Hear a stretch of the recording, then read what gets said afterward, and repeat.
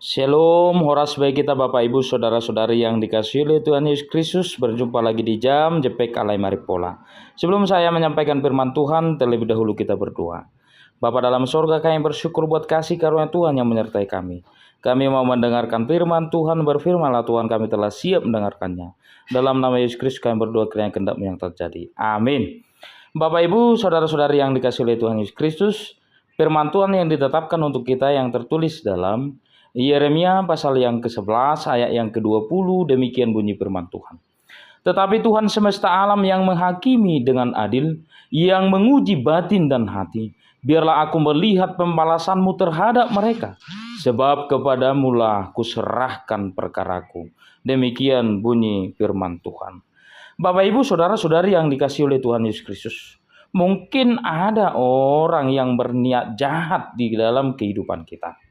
Ada orang yang iri, dengki atas apa yang kita lakukan yang baik. Dan orang tidak menyukai kita atas perbuatan kebenaran yang kita lakukan.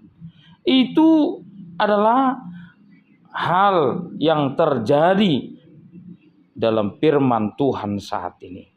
Di mana orang-orang Anatot ingin mencabut nyawa Yeremia dan mengatakan supaya Yeremia tidak bernubuat dengan nama Tuhan atau demi nama Tuhan.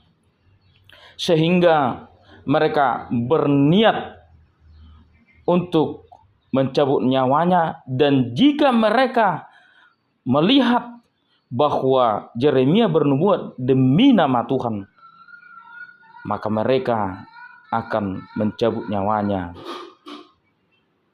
Dan jikalau mereka atau melihat Yeremia tidak bernubuat demi nama Tuhan, mereka tidak akan mencabut nyawanya dan Yeremia tidak akan mati.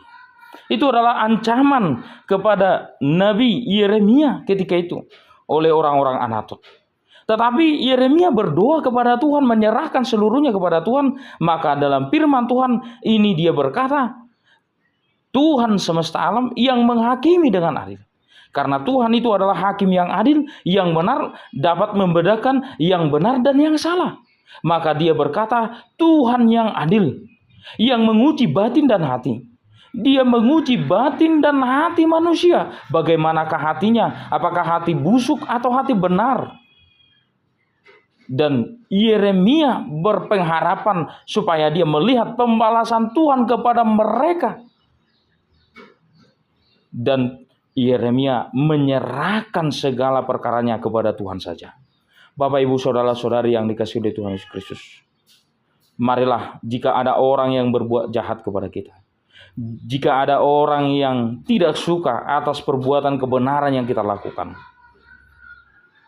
berdoalah kepada Tuhan. Serahkanlah kepada Tuhan. Biarlah Tuhan yang membalaskan atas perbuatan yang baik yang kita lakukan. Jika mereka iri, dengki, dan berniat jahat, bahkan mau mencabut nyawa kita, ketika kita melakukan kebenaran, ketika kita memberitakan tentang kebenaran Tuhan, jangan takut. Dan serahkanlah semua perkara kepada Tuhan. Maka lihatlah, Tuhan tidak diam. Tuhan bertindak dalam setiap kehidupan manusia.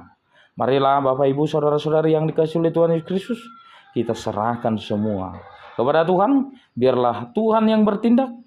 Karena Tuhan itu tidak pasif, tetapi dia aktif dan proaktif dalam kehidupan kita, melihat, menguji batin dan hati kita.